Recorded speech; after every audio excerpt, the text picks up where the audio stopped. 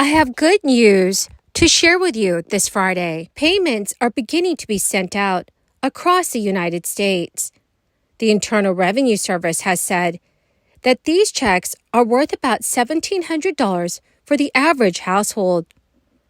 There are also a few important ways that you can check your payment's delivery status. So, dear friends, please make sure that you watch until the end of this video. Also, do make sure that you do stay tuned. I will be announcing today's winners for the Walmart gift card giveaway. Good to see you today. As Vice Chairman of the Small Business Committee, it's disappointing that you still, almost 3 years from your statutory requirement to show up in the SBA hearing and get a report on PPP, have not done that. It's kind of amazing. You and your administration continue to pick and choose which laws you want to obey, which ones you want to ignore. So, very disappointed. First question, though, deals with the World Bank. I had a conversation last week with the president of the World Bank, and he was talking about the need to increase capital. Unfortunately, that same board continues to give China preferential treatment and allows the world's second largest economy to be considered a developing nation. My question to you is, will you commit to making a capital increase conditional on graduating China for World Bank assistance and not allowing Beijing's voting power increasing their voting power at the institution? So let me first say, we're not looking for a capital increase at this time for the World Bank. We do believe— I'm not saying you did. I'm saying that the president of the World Bank— if that gentleman with the camera would get out of the way, please. Thank you. If, you know, they're looking to do that. So my comment is, let's don't do that unless you can get China, who wants to also increase their share, in a corner and not allow them to continue to be a country that gets assistance from the World Bank when they've got the second largest economy in the world, and then allow them to increase their voting. Well, let me say we are strongly opposed to World Bank lending to China. We've pushed the World Bank and other MDBs to reduce and eliminate their lending volume to China. Okay, well, my comment is, we gotta work harder. We've got to make sure they don't have access to that bank. It's very important. You made a comment a minute ago that I really appreciate from the standpoint of the concern I have with AI. It is a wonderful technology. Hopefully it can do wonderful things, but it can also be used for some bad stuff. As we saw with Silicon Valley, social media and the 24-hour news cycle, suddenly within 10 hours had $42 billion run out of the bank as a result of a tweet and social media following that around.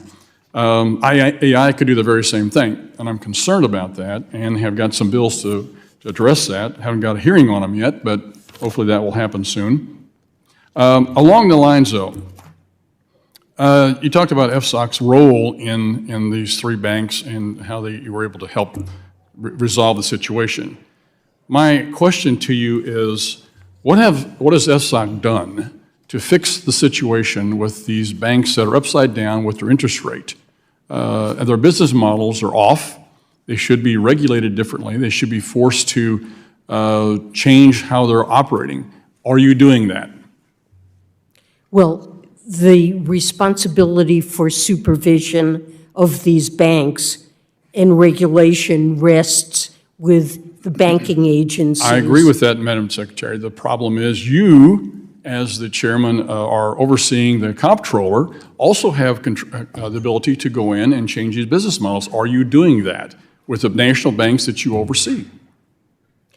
Well, the OCC is an independent agency within Treasury. According to the latest Internal Revenue Service data, Americans are getting less money back on this year's tax refund. The latest data, currently available on the IRS website, has confirmed that the agency has issued nearly 7.5 million refunds.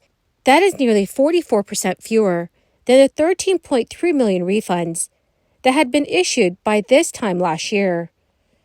The reason for the dramatic reduction in the refunds issued to date is a simple one.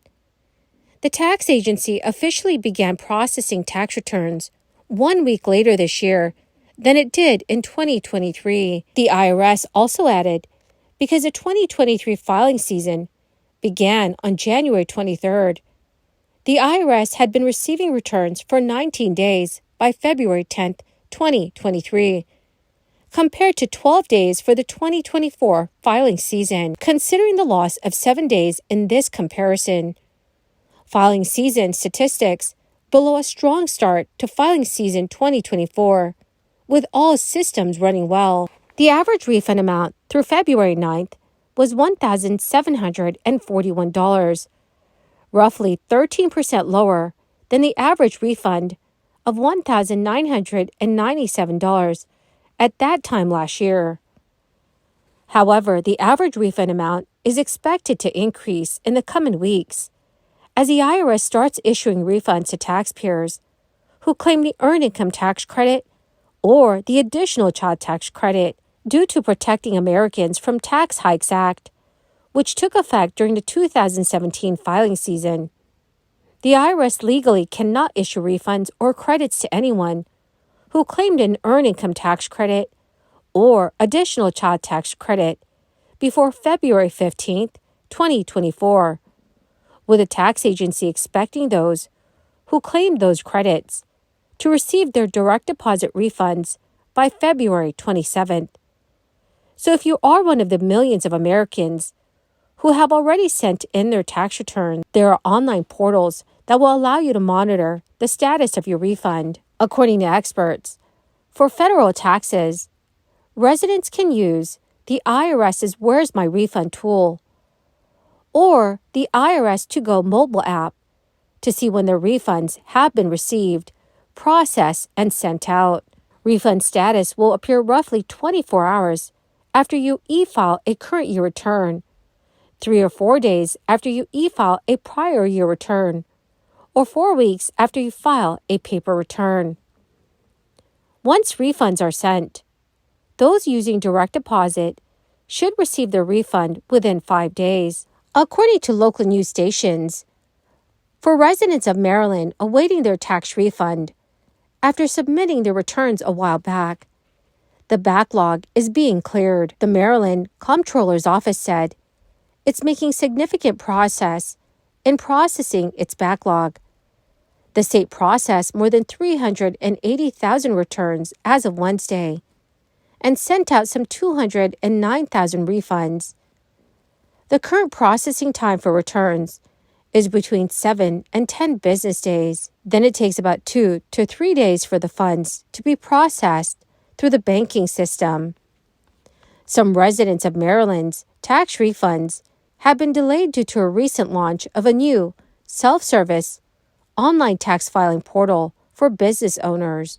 For about 100,000 residents of Maryland who filed their 2023 personal tax returns earlier this year, there has been a delay in cutting refund checks, as officials have dealt with the rollout of the new business tax collection system. Also, the Colorado Department of Revenue has said it is now processing 2023 tax returns after a short delay. According to an official with the Department of Revenue, the department implemented 35 tax changes, including both new laws and changes from old laws.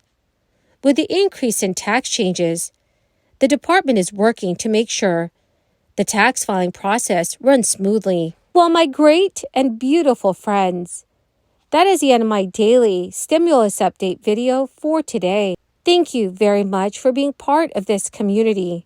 The winners of today's Walmart gift card giveaway is Tammy Johnson and Christina Beers. Congratulations, my dearest friends. To claim your gift cards, please check your notifications page and send me a message. Or, dear friends, you can message me on my Facebook page. Thank you, and have a wonderful and very blessed Friday.